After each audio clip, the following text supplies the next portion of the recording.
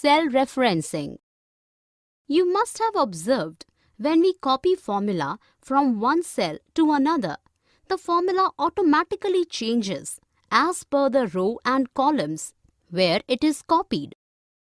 The cell coordinates in the formula are called as cell referencing. There are two commonly used cell references we use in Excel. These are explained as follows. Absolute referencing. Absolute referencing is when we copy formula from one cell to another and then the formula does not change as per the row and columns where it is copied.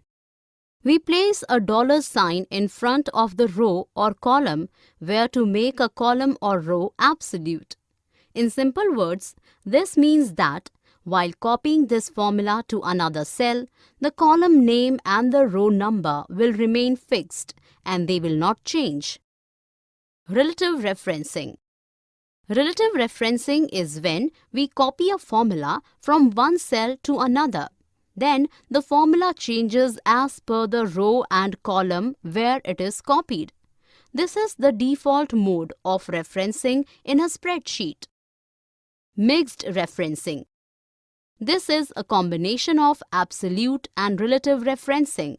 We can make column or row absolute or relative as per our convenience. Means column can be changed while copying formula, but row will remain fixed.